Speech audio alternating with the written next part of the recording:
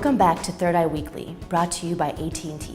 Be sure to visit our new site at btrtoday.com and download the app for free from the iTunes Store.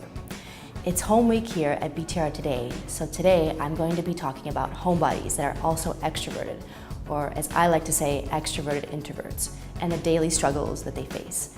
So if you relate to this, if you think you're an extroverted introvert, continue watching and you might relate to some of the struggles that you go through every day.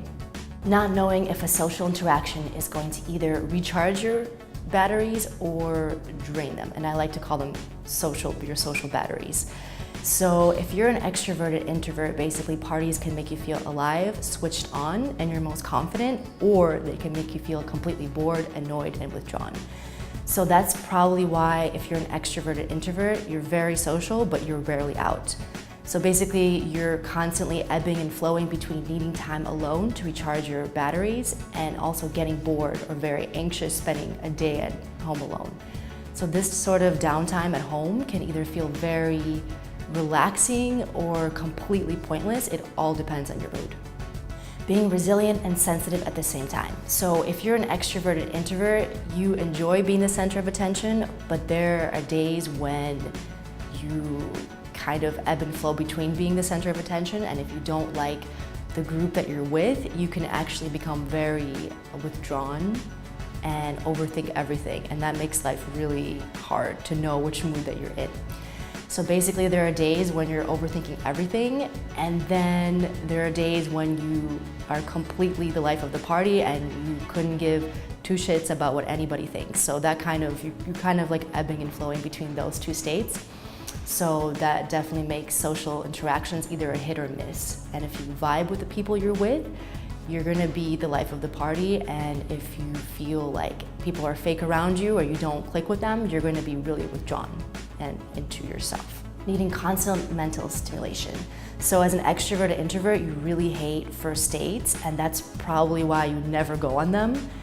You really, for you, small talk is just the worst thing that anyone can do to you, and it really stresses you out like crazy. So unlike a real extrovert, small talk would probably excite a real extrovert, but for you, you really can't stand it, and you really need the deeper conversations to make you feel alive and engaged.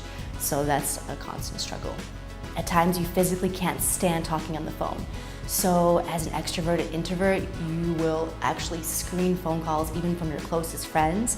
Because you have spectrums of introversion, you're going to always be really deeply thinking about something, and then when the phone rings, it's very intrusive for you, and you really can't change gears easily. So when you're focusing on something and a phone rings, then it kind of forces you to take your mind away from whatever you were doing, and because you have that spectrums of introversion, that makes it really stressful, and like you'll always screen calls, and you won't. Sometimes it takes you forever to call somebody back, even if you're your close friend. Maintaining friendships is a constant struggle for you. So at any given point in your life, you probably had maybe one or two best friends that are your entire world.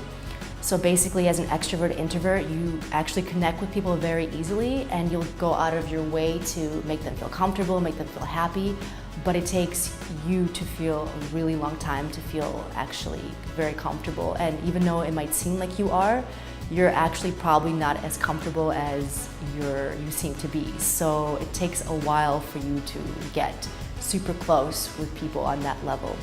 So that's why you are really social, but you're rarely out, and you can only take social interactions like incrementally. You really have to build up to that level of connection. But at the same time, when you're upset, you need to talk it out with at least 3 different people. So I think this is the most puzzling for you emotionally, because you need to be surrounded by people to be happy, but you also have moments of wanting to isolate yourself to recharge and be left alone with your thoughts. So that's like very emotionally puzzling, being an extrovert introvert. Your self-angst is maxed out. So you often feel like you're out of control of your emotional life, so you compensate by tending to desire control in other areas of your life. So what that means is that you're really driven, and you're often a perfectionist, and you really care about the outcome of things, because you really feel like you don't really know what's going on with your emotional life sometimes. You really feel like you have to compensate, and so you really, you like control, and you're probably really driven in other areas of your life. sometimes you feel like you were made in reverse. So it's really funny for extroverted introverts, coffee can actually be really counterproductive for you.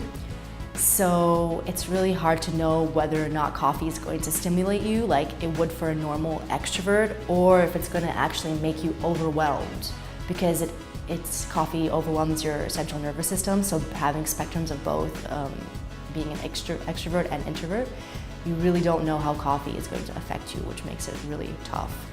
And you notice things that others don't, and you loathe the concept of how things should be. So when you are both an extrovert and an introvert at the same time, you tend to really hate the structure of our educational system, to certain rites of passages, and I think because you have that introversion, spectrums of that introversion, you're always overthinking everything, but it's also that intolerability of what's supposed to be that you innovate your own life for yourself, so that's kind of cool. So basically, the entirety of your being is a conundrum. Being a unique blend of both extrovert and introvert makes you interact with the world a little bit differently than others. And while it can be really stressful and while it can sometimes really suck, it often makes you see the world originally too. So thank you so much for watching this video. If you related to this video, be sure to give it a thumbs up and share it with your friends. And also, if you haven't already, please subscribe to this channel and make sure to share this video with your friends to kind of inform them on the daily struggles you face being such a conundrum wrapped in bacon.